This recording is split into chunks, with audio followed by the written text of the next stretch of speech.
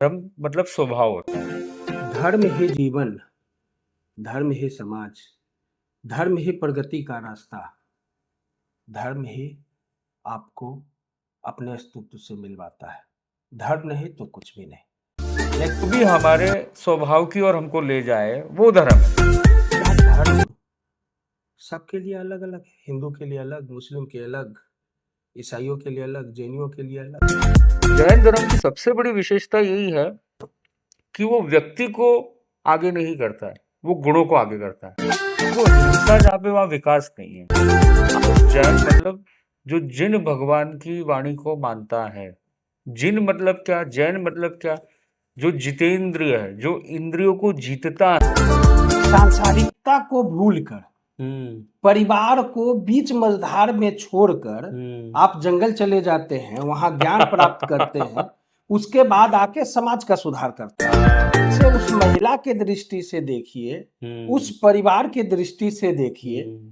क्या आप या हम या कोई भी धर्मावलंबी जुर्म नहीं कर रहे हैं? पिता के रूप में देखिए, एक माता के रूप में देखिए, एक पत्नी के रूप में देखिए, एक बहन के रूप में देखिए, एक भाई के रूप में देखिए। तो एक पिता जब उसके घर में बच्चे पैदा होते हैं तो उनको लगता है कि इसे बुढ़ापे का सहारा होगा। मेरा ही नहीं, मेरा ही नहीं, संसार का भी कल्याण करेगा। उसमें उनका कल्याण भी निहित होता है। समझ रहे हैं ना? एकदम सही बात है। तो क्या हमारा धर्म, क्या जैन धर्म अपने परिवार की भी व्यवस्था करके समाज का व्यवस्था करता है, या सिर्फ समाज का व्यवस्था करता है और सब परिवार का व्यवस्था को छोड़ जाता है?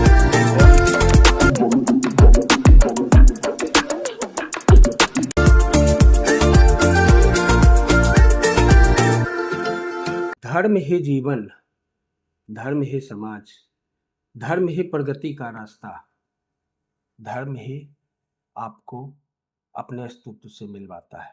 धर्म नहीं तो कुछ भी नहीं। लेकिन हमने अपनी जरूरत के हिसाब से उसको कितने भागों में बांट रखा है। हिंदू, मुस्लिम, सिख, ईसाई, जैन, अलग अलग भागों में। क्या धर्म सबके लिए अलग अलग है? हिंदू के लिए अलग, मुस्लिम के अलग, ईसाइयों के लिए अलग, जैनियों के लिए अलग। बड़ा कंफ्यूज करता है। मैं इस कंफ्यूजन को दूर करने के लिए आया हूँ जागृत मुनि के पास। जागृत मुनि जी, आपका स्वागत है हमारे चैनल पर, मीडिया मार्ट पे। मैं आपको मुनि क्यों बोलूं? तो सबसे पहले जो आपने प्रश्न पूछा कि धर्म के ऊपर जी, कि धर्म अलग अलग है, तो सच्ची में धर्म की परिभाषा क्या है? तो धर्म का हमारा जो मान्यता है, धर्म मतलब स्वभाव होता है कि कोई भी व्यक्ति का स्वभाव। तो जो भी हमारे स्वभाव की ओर हमको ले जाए वो धर्म है। रास्ते अलग अलग हो सकते हैं, तरीके अलग अलग हो सकते हैं, पर आत्मा का स्वभाव क्या है? तो आत्मा का स्वभाव है आनंद, ज्ञान। तो जो इसकी ओर ले जाए, मानवता, जो हम डे टू डे मॉरलिटी की बात करते हैं, सत्य की बात करते हैं, अहिंसा की बात करते हैं, तो जो उसकी ओर अग्रसर करता है वो धर्म है। तो सबका स्वभाव अलग अलग है। जैसे धर्म मतलब ही हो जाता है कि जो हमारे स्वभाव की ओर हमको ले जाए। तो अलग अलग धर्मों के अपने अपने तरीके थे उसी चीज को बताने के, अलग अलग प्रस्तुति के माध्यम थे। जैसे धर्म में भी वैसा ही कुछ है, इससे ये धर्म निकला, उससे वो धर्म निकला। अब हिंदू में भी आप देखो स्वामीनारायण भी है, एक वैसे ही मुसलमान में से ही एक बहाई धर्म निकला। तो उन्होंने कुछ और समझा, उन्होंने समझा कि भाई कहीं ना कहीं ब्रॉड करना पड़ेगा। तो हम लोटस टेम्पल भी गए थे, तो हमने देखा कि 9 दरवाजे लगाए हुए हैं, जो बताता है कि 9 धर्म। तो मुख्य तौर पे काफी बड़े बड़े ऐसे तो धर्म बहुत है, पर मुख्य तौर पे उन्होंने 9 धर्म की परिकल्पना की है। तो सबका मार्ग एक ही है, 9 दरवाजे, पर आते सब लोग एक ही जगह पे, वो हॉल में, जिसमें कोई आकार नहीं है। तो वैसे ही जैन धर्म है, तो जैन धर्म भी कुछ यही कहता है। जैन धर्म की सबसे बड़ी विशेषता यही है कि वो व्यक्ति को आगे नहीं करता है, वो गुणों को आगे करता है। तो मैं यही समझता हूँ कि धर्म व्यक्ति के ऊपर होता है, वो गुणों की बात करता है कि कैसे हम गुणों को बढ़ा सके। मुनि पद पे भी आते हैं जी कि मुनि पद क्यों दिया जाता है। बिल्कुल। तो मुनि का एक अर्थ ये भी हो जाता है जो मौन रहता है, ओके। क्योंकि सांसारिक परिप्रेक्ष्य में वो मौन होता है ना। अच्छा। उसको व्यवहारिक जगत से, सांसारिक जगत से, पैसा, इच्छाएं, परिग्रह, ये सब चीजों से उसको कोई लेना देना ही नहीं है। तो जो उसमें मौन है वो हो जाता है मुनि, क्योंकि मौन करेगा तभी वो अपने भीतर जा पाएगा, तभी वो लोगों का उत्थान कर पाएगा। सांसारिक गतिविधियों में उलझ जाएगा तो लोगों का उत्थान कैसे करेगा। तो वो स्वार्थी हो जाएगा। आज मुनि के पास लोग क्यों आते हैं, क्योंकि पता है ना ये पैसे रखते हैं, ना इनको कोई चीजें चाहिए, तो ये हमसे कुछ लेंगे नहीं, ये हमको कुछ देंगे ही देंगे। तो उसलिए मुनि पद मिलता है। जो जितेंद्रिय है, जो इंद्रियों को जीतता है। तो अगर कोई भी व्यक्ति समाज का जो अपने आप में काफ़ी हद तक उस यात्रा में अग्रसर है, तो वो भी जैन हो जाएगा, क्योंकि वो भी इंद्रियों को जीतने की कोशिश कर रहा है, प्रयास कर रहा है। तो इंद्रियां तो आपको पता ही है, स्पर्श, रस, गंध। तो ये जो इंद्रियां हैं ये कंटिन्यूस कुछ ना कुछ करती रहती हैं। कुछ अच्छे रूप दिखे तो तुरंत चक्षणेंद्रिय हमारी जो है आँख है वो चली जाती है। अच्छा खाना मिला तो ये रसनेंद्रिय जो है वो कहीं ना कहीं उसमें लोलुप हो जाती है। स्मेल आया तो ये हमारी घ्राणेंद्रिय है वो उसमें लिप्त हो जाती है। कुछ अच्छे शब्द सुनाई पड़े तो श्रोतेंद्रिय उसमें चली जाती है। तो कुछ अच्छी चीज़ें भी हो सकती है, पर जो विकार युक्त चीज़ें हैं उससे हम कैसे बच सके। तो जितेंद्रिय, जो इंद्रियों को जीत लेता है, वो भी जैन कहलाता है। तो जैन देखे तो इस युग में सबसे पहले तीर्थंकर हुए आदिनाथ भगवान, ऋषभनाथ भगवान। तो उन्होंने उसको कहीं ना कहीं आगे लाया। और वैसे तो कहा जाए तो अनादि अनंत काल से जैन धर्म चलता आ रहा है, भाव रूप में अनादि अनंत। क्योंकि जैसे इस युग में 24 तीर्थंकर माने जाते हैं। कहने में यह आता है कि ऐसे कितने कितने तीर्थंकर हो चुके और आगे भी कितने होंगे, अनंत हो चुके, अनंत होंगे। तो इसीलिए जैन धर्म जो है जी वो जिन जिन भगवान का धर्म भी कहा जाता है, क्योंकि जिन मतलब जिन्होंने जान लिया सब कुछ, जिन्होंने आत्मा का साक्षात्कार किया और आत्मा के साक्षात्कार के माध्यम से इस सृष्टि की पूरी जो संरचना है, खुद के विषय में, सृष्टि के विषय में और परम सत्य के विषय में जिसने जाना है, तो उन्होंने उसी भाषा को प्ररूपित किया। 24वें तीर्थंकर भगवान महावीर। तो आज जो युग चल रहा है वो भगवान महावीर का चल रहा है। और उनका लक्ष्य ही ये था कि सबसे पहले तो व्यवहारिक जगत में वो लोग रहे, उसके बाद उन्होंने संसार को त्यागा। संसार को त्याग करके खुद जंगल में गए, साधना की और साधना की पराकाष्ठा करते हुए केवल ज्ञान को प्राप्त कर लिया। केवल ज्ञान मतलब खाली ज्ञान, ज्ञान के अलावा कुछ नहीं। मतलब उनको सब कुछ पता चल गया, भूतकाल, वर्तमान काल, भविष्यत काल। और फिर उनको लगा कि मैं तो खुद तो तर गया हूँ, तिन्नाणम हो गया है, अब मुझे दूसरों को तारना है।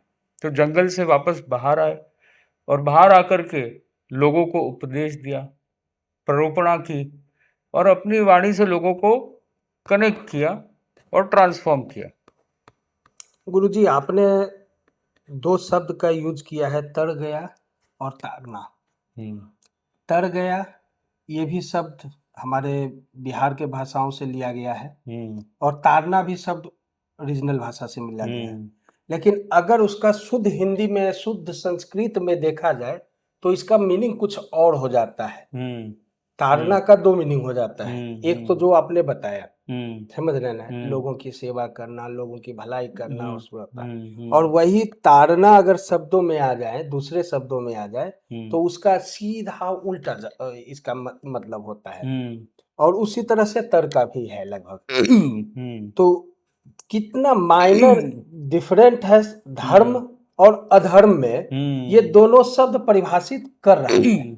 दो शब्दों में अगर आप मुझे बताएं कि जैन धर्म इतना शांत धर्म क्यों है? तो मुख्य तौर पे जैन धर्म शांति की। का परिभाषा हाँ आज के वातावरण में जो माहौल है, हाँ हाँ उस माहौल में भी ये हाँ, सवाल वाजिब दिखता है। दिखता है। तो हम्म। अब उस पर बताएं। तो आपने बहुत अच्छी बात बताई कि जैन धर्म शांति का धर्म क्यों है। तो जैन धर्म में जो आगम माने जाते हैं, जो मूल ग्रंथ होते हैं, वहीं से उसकी कहीं ना कहीं ये चीजें सामने आई है। जैन धर्म में 6 जीव होते हैं, षट जीव निकाय। मतलब नॉर्मल सामान्यतः हम कहते हैं कि हिंसा मतलब क्या, कि सामने वाले को नहीं मारना, चाकू से नहीं मारना है, बंदूक से नहीं मारना है, इस तरीके से। पर जैन धर्म की विशेषता है खाली मानव की बात नहीं है उधर, षट जीव निकाय की है। तो जैन धर्म कहता है पहले पृथ्वी का, मतलब पृथ्वी भी जीव है। अब का है पानी, पानी भी जीव है। वायु का है, वायु भी जीव है। उसीलिए हमने ये मुपत्ति लगा करके रखी है कि जिससे कोरोना का हिसाब से नहीं, नहीं नहीं। इसका मुख्य कारण ये है कि हवा में भी जीव है। तो जब आप इस तरीके से बोलते हो तो गर्म हवा बाहर जाती है, जिससे उस जीवों को भी नुकसान नुकसान पहुंचता पहुंचता है। तो उसलिए ये लगाने से उनको कष्ट नहीं होता है, है। बिल्कुल। तो वायु का है, और फिर वनस्पति का है। पहले विज्ञान भी वनस्पति को अजीव मानता था, आज विज्ञान ने भी वो प्रूव कर लिया कि वनस्पति भी जीव होती है। वैसे ही अपकाय में भी यही बात है। आज विज्ञान भी उस पर बहुत तीव्रता से खोज कर रहा है, और काफी वैज्ञानिक ये मानते हैं कि अपकाय भी जीव होता है। फिर त्रस्काय, त्रस्काय मतलब हो जाता है कीड़े मकोड़े, ये हाथी घोड़ा, ये जितने भी होते हैं 2 इंद्रिय से लेकर के 5 इंद्रिय तक के जीव, वो सारे त्रस्काय में आ जाते हैं। तो मूल बात यह है कि जैन धर्म का जो सबसे मेन वर्ड है वो है अहिंसा। कि अहिंसा में सबसे ऊपर उसको स्थान दिया गया है कि हिंसा नहीं करना। और हिंसा मतलब खाली कायिक हिंसा नहीं, मानसिक भी नहीं, वाचिक भी नहीं। तो कायिक हिंसा खाली बात होती तो कोई दिक्कत नहीं थी, पर मानसिक हिंसा मतलब किसी को गाली गलौज, ये भी हिंसा माना गया। कि गाली गलौज करना, किसी के बारे में बुरा सोचना, तो वो मानसिक हिंसा हो गई। वाचिक, गाली गलौज आ गई, तब किसी को, किसी के साथ झगड़ा कर दिया, भला बुरा बोल दिया, वो वाचिक हो गई। कायिक तो मतलब मारना, जो सबसे स्थूल हिंसा का रूप माना जी। जाता है। तो इसलिए जैन लोग जो होते हैं वो काफी हद तक शांत होते हैं, क्योंकि ये तीनों ही हिंसा उसको गलत माना गया, मानसिक वाचिक कायिक। समाज में, हमारे समाज में एक व्यवहार है, एक बातचीत है कि जैन मुनि जो होते हैं, या जो जैन धर्म होता है, या जैनी जो होते हैं, तो एक तो पढ़े लिखे होते हैं, व्यवसायी होते हैं, पैसे वाले होते हैं। तो उनके गुरु भी जो होते हैं, वो पढ़े पढ़े लिखे होते हैं। और चूंकि व्यवसायियों का गुरु होना है, हम्म ठीक है, हम्म तो उस लेवल के भी होने होने चाहिए। हम्म प्लस व्यवसायी कभी हिंसा नहीं कर सकता, चूंकि उसको व्यवसाय करना है। हम्म तो हम्म एक रीजन ये भी तो नहीं है इस चीज का होने का। नहीं, आपने बहुत अच्छा बात कहा। क्योंकि देखो, हिंसा जहाँ पे वहाँ विकास नहीं है। आज आप देख ही रहे हो पूरे विश्व में, जहाँ पे भी हिंसा है, चाहे यूक्रेन में देखिए, तो वहाँ विकास नहीं हो पा रहा है। रशिया भी कितने साल पीछे हो गया। वैसे ईरान इतना डेवलपमेंट किया था इतने सालों से उसने, वो सारा क्षतिग्रस्त हो गया, कितनी इमारतें ढह गई। चाहे इजराइल, तो अशांति के माहौल में कोई विकास नहीं कर सकता, बहुत कठिन काम है। उसलिए व्यापारी जिसका मस्तिष्क होता है, जो व्यापार में मानता है, विकास में मानता है, वो कभी भी युद्ध की ओर नहीं जाएगा, ना हिंसा की ओर जाएगा। तो ये आपकी एकदम बात सही है कि शांति जहाँ होती है वहाँ विकास की संभावना होती है। तो ये समुदाय काफी शांतिपूर्ण समुदाय है। और दूसरी बात ये भी है ना कि भरोसा आदमी किस पे करता है, जो अशांत रहता है उस पे करता है, जो शांत रहता है उस पे करता है। जो देश ऐसे है जो शांत है, और जहाँ पे कहीं पे इतने सालों से कोई भी गृह युद्ध नहीं हुआ, कोई भी ऐसा हिंसात्मक वातावरण नहीं हुआ, वो स्वतः ही बढ़ जाता है। क्योंकि लोग आते हैं, इन्वेस्टमेंट करते हैं। चाहे सिंगापुर देख लो, चाहे जापान देख लो, चाहे कोरिया देख लो, चाहे किसी कितने महा ऐसे देश। किसी गुरु जी के मुंह से व्यापार की बातें करना, और दूसरे देशों के प्रति ये बातें करना, विकास की बातें करना, ये शायद जैन धर्म में ही देखने को मिल सकता है। ऐसा है क्या? मतलब जैन धर्म जो गुरुजी होते हैं वो हम्म, हालांकि व्यापार पे बात नहीं करते हैं, हम्म, पर हम ये जरूर बता सकते हैं कि ये इसके बाई प्रोडक्ट है, जी कि हमारा मेन उद्देश्य ये नहीं है, मेन लक्ष्य ये नहीं है, पर ये स्वतः ही सब कुछ सिद्ध हो रहा है। अब जितने भी बड़े बड़े जो भी माननीय लोग होते हैं, पुराने जमाने में राजा महाराजा होते थे, उनके जो कोषाध्यक्ष होते थे वो जैन होते थे। क्यों? क्योंकि विश्वास पात्र होते थे कि भाई गलत नहीं करेंगे, क्योंकि बचपन से उन्होंने ये सब चीजें सीखी है। तो भरोसेमंद व्यक्ति है तो स्वतः ही लोग उसको आगे बढ़ाते हैं, क्योंकि आज दुनिया में सबसे जो कमी हो रही है ना, वो भरोसे की हो रही है। गुरुजी, लोग, एक बड़ा विडंबना है, हाँ मुझे बार बार ये सवाल हाँ बार बार मुझसे भी पूछता है, सवाल ही बिल्कुल मुझसे बिल्कुल पूछता है और मैं भी सवाल से पूछता हूँ बिल्कुल, कि चाहे कोई भी धर्म हो, हाँ चाहे हिंदू धर्म हो, चाहे जैन धर्म हो, चाहे जो भी हो, हाँ हर धर्म स्वभाव की बातें करता है, सत्य की बातें करता है, मानवता की बातें करता है, हिंसा की बातें करता है, ज्ञान की बातें करता है, लोगों की रक्षा की बातें करता है। लेकिन सांसारिकता को भूलकर, परिवार को बीच मझधार में छोड़कर आप जंगल चले जाते हैं, वहाँ ज्ञान प्राप्त करते हैं, उसके बाद आके समाज का सुधार करते हैं। समझ रहे हैं? लेकिन उस दृष्टि से, उस महिला के दृष्टि से देखिए, उस परिवार के दृष्टि से देखिए, क्या आप या हम या कोई भी धर्मावलंबी जुर्म नहीं कर रहे हैं? इसका जवाब कैसे मिल सकता है? तो ये बहुत अच्छा प्रश्न आपने पूछा। हम लोग जब दीक्षा भी ली थी तब ये प्रश्न हमको आता था कि भाई क्यों तुम अपने परिवार को छोड़ रहे हो, परिवार की जिम्मेदारियों को तुमको निभाना चाहिए। तो ये भाई प्रश्न ये भी लोग पूछते थे कि कहीं तुम संसार से डर तो नहीं गए, इनकी तुम संभाल नहीं पाओगे, भाई ये सब व्यवहार, ये व्यवसाय, ये सब चीज़ें जो है वो तुम नहीं कर पाओगे। तो ये प्रश्न उपस्थित होते हैं, क्यों त्यागा?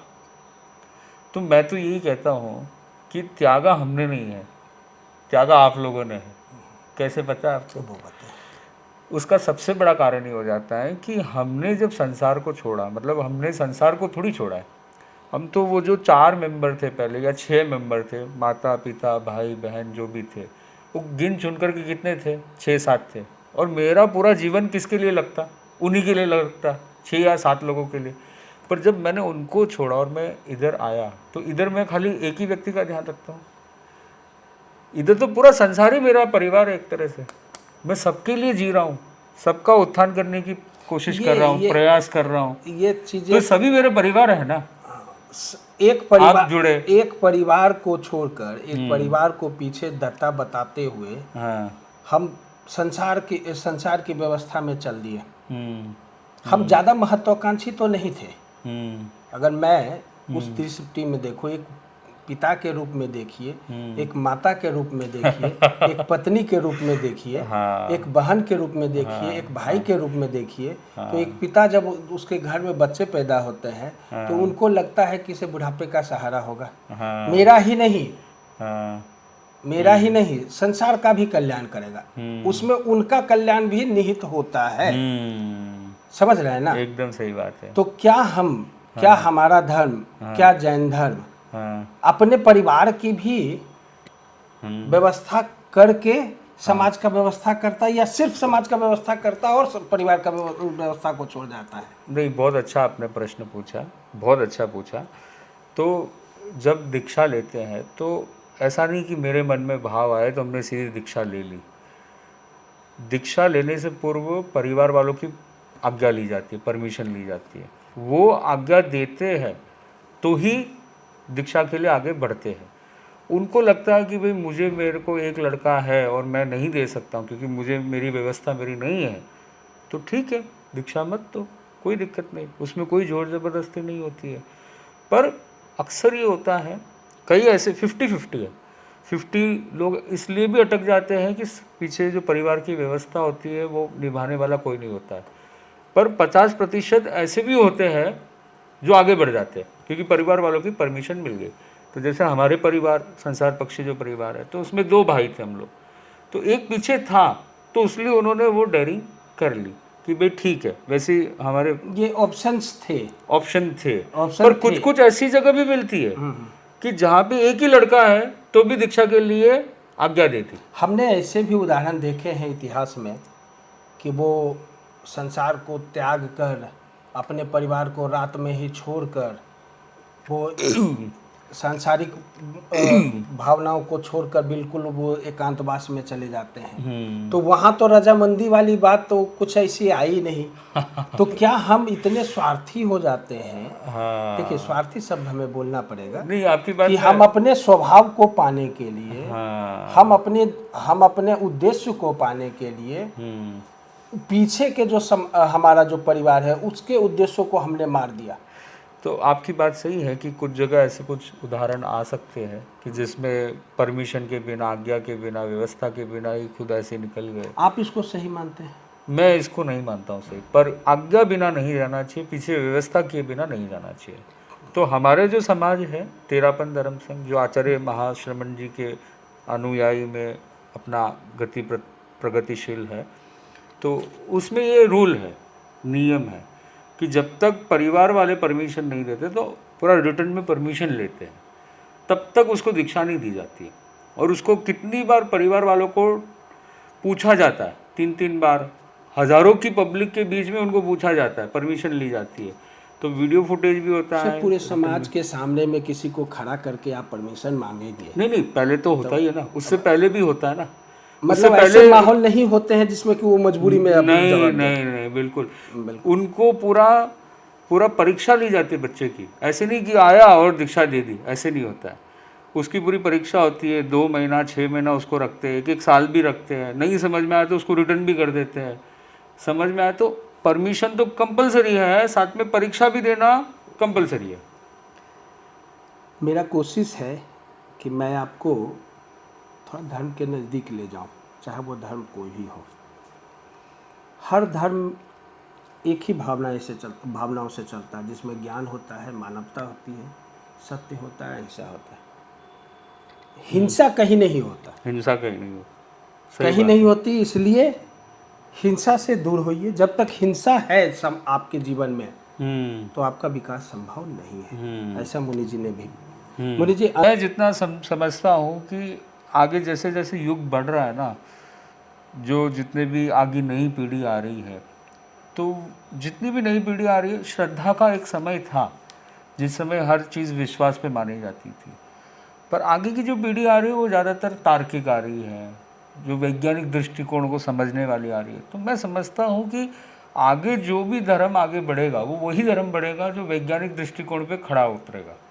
जैसे कि आपका इंस्टाग्राम भी अकाउंट है, आपका ट्विटर भी है, आपका फेसबुक उसमें भी है। उसमें ये बात ये है, भी तो टेक्नोलॉजी को एडॉप्ट करना हुआ नहीं ना? नहीं, उसमें ये एक फ़र्क है कि एक तो होते हैं जो कुछ ऐसे होते हैं जो खुद ही हैंडल करते सब कुछ, खुद ही सब कुछ मैनेज करते हैं, खुद ही उसमें डालते हैं। और एक होता है नेचुरली, जैसे आप आए, आपने किया, अब इसको आप जो भी आगे करोगे, तो ये हो गया नेचुरल। तो नेचुरल में हमने इसको आगे बढ़ाने की कोशिश नहीं की, ऑटोमेटिक हो रहा है। तो वैसे ही हमारा जो मतलब जैन धर्म में जो है और हमारी जो परंपरा है उसमें हम लोग सब कुछ नेचुरल करते हैं, मतलब ऑटोमेटिक होता है सब कुछ, स्पेशल हम कुछ भी नहीं करते हैं। ना हम कोई फ़ोन यूज़ करते हैं, ना हम हैंडल करते हैं बिल्कुल भी कि आज ये पोस्ट करना, कल वो पोस्ट करना। जो करता है वो करता है, वो बड़े नहीं बड़े हमको कोई लेना देना नहीं। तो हम उस तरीके से चलते काफ़ी हद तक। गुरुजी, तो सबका अपना अपना सिस्टम होता है। हाँ, बिल्कुल बिल्कुल, मुझे वो उससे कोई एतराज भी नहीं है। और विस्तारवाद तो होना ही चाहिए। हाँ, वो तो बराबर। जितने अच्छे चीज़ों का विस्तार होगा, बिल्कुल, और जितने अच्छे चीज़ों का बढ़ावा मिलेगा वो बेहतर है। और इसी विस्तारवाद को बढ़ावा देने के लिए आप विश्व भ्रमण का प्लान कर रहे हैं। हाँ, क्या है ये? तो आपने बात कही, तो हमारे परम पूज्य गुरुदेव आचार्य श्री महाश्रमण जी, उनके विजन में हम लोग एक ये छोटा सा प्रयास कर रहे हैं कि कैसे जो जैन साधु है वो इंडिया से ब्रसल्स चल करके जाए, पद यात्रा के माध्यम से जाए। और करीब करीब 25,000 प्लस किलोमीटर की यात्रा है, सुदीर्घ यात्रा है, 7 से 10 साल की ये यात्रा है, 25 प्लस कंट्रीज़ को कवर करेंगे। इसमें मुख्य उद्देश्य यही है, शांति। क्योंकि आज जो विश्व की जो एक देख रहे हैं माहौल, और कई 1-2 सालों से देख रहे हैं, इसी प्रकार से चल रहा है, तो उसमें ये शांति का वार्तालाप बहुत ज़रूरी है। तो हमारा वही लक्ष्य है कि पद यात्रा के माध्यम से हम लोग जाए और ये यात्रा करें। तो उसमें वीज़ा और कई सारे प्रोसेसेस होते हैं, पेपर वर्क होते हैं, और अलग अलग कंट्री है ना इतनी सारी, जी तो उसमें थोड़ा हमको समय लग रहा है।